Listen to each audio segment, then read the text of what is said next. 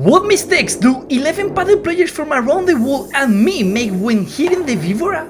Thanks to Weebora, we trained at the best paddle club in Qatar, Padel In, and got to watch the Qatar Major live.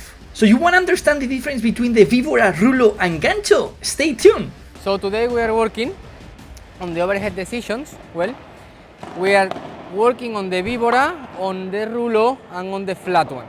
With the víbora, important tips are to keep the elbow at the beginning high, in the shoulder level, to keep my wrist a bit close so we can hit the ball in a proper side, in the side of the ball in a proper way, to open the chest at the beginning to be able to impact the ball in a comfortable positions. The positions on the legs have to be a bit wider to be able to balance our body and to produce energy, and as soon as I'm doing the movement, to hit the ball and to continue the movement going forward. Well, now with the flat shot, it's a little bit different than the víbora because the starting position is not gonna be like this, it's gonna be a bit higher. And from here, depending on if we are in the right side or in the left side, from the right side we are gonna open the hip a little bit and cross my racket to be able to hit to the fence. If we are playing to the left side, the same thing, but we will not open that much the hip and the shoulder, and we are gonna hit higher and down to the right side to be able to push the ball on the fence. Well, and now with the rulo, we need to leave the ball behind us to be able to create the motion of the movement back. The racket is starting a bit behind of my head, letting the ball go behind my shoulder to be able to hit the ball with the racket aiming down at the beginning, above, and then down to the fence. If the ball goes far away from my right shoulder, from the middle of my body to my right shoulder, far away from me, we will always choose the víbora because it's the most comfortable position to hit the víbora. If the ball goes the top of my head, a little bit behind me, I can always go with a flat option if I'm comfortable.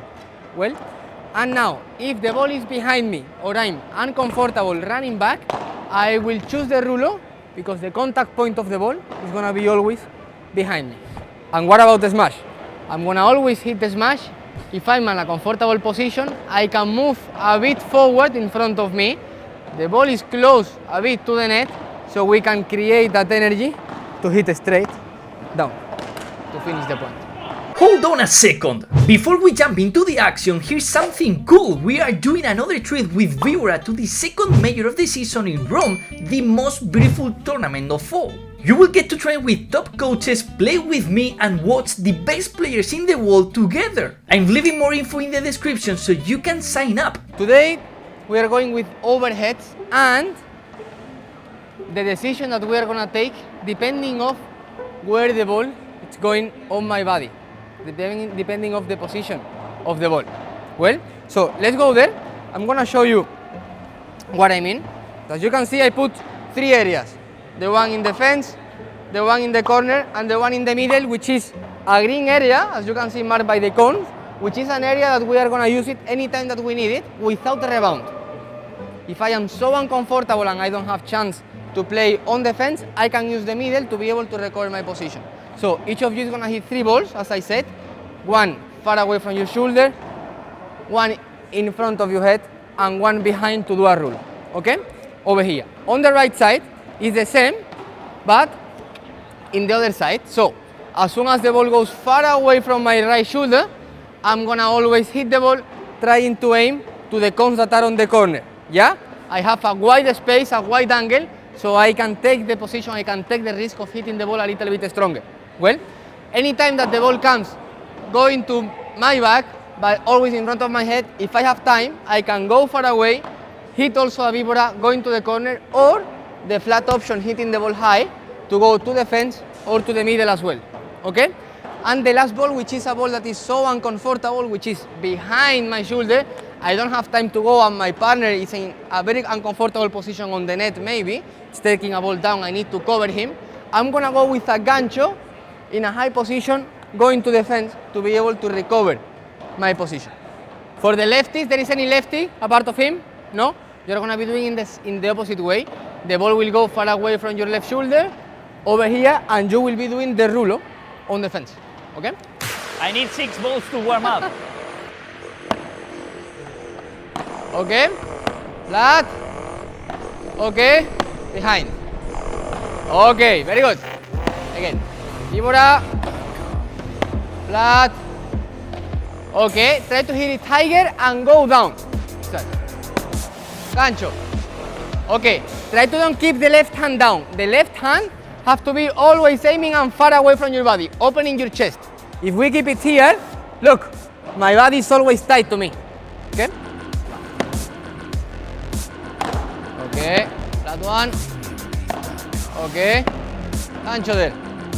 Aha, okay, Pablo, that ball have to be slightly touched.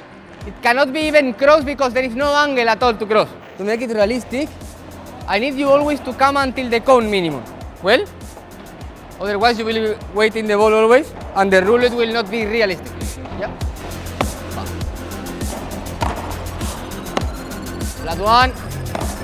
Okay, try to close the racket down, Pablo. Okay, well done. Va. Far away. Okay, va. That. Okay, well done.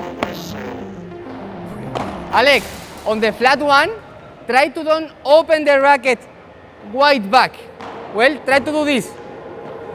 Do you see the difference between this, we are doing a long swing, and this? Okay, it's way faster. Flat. Okay, rulo. Okay, wait, no worries. Let the ball go behind your head and try to hit the ball as high as you can. Okay? Well done. Last one. Okay. Back. Okay, try to don't push the ball going up on the flat. I need you to go up at the beginning and then down. Do you see? So we need to close the racket. Okay. Cuidado, Pablo ahí. Okay, well done. Don't let the ball on the rulo to come here in front of you. Yeah, we cannot do a rulo in this height because the ball is completely down already. So this high to the net is gonna be nothing. So most of the times the ball will go to the net. The rulo is so important to hit it behind our body. Even we need to let the ball pass. See, I'm hitting the ball behind me, but I'm hitting the ball always in a high position. So I'm avoiding the net anytime.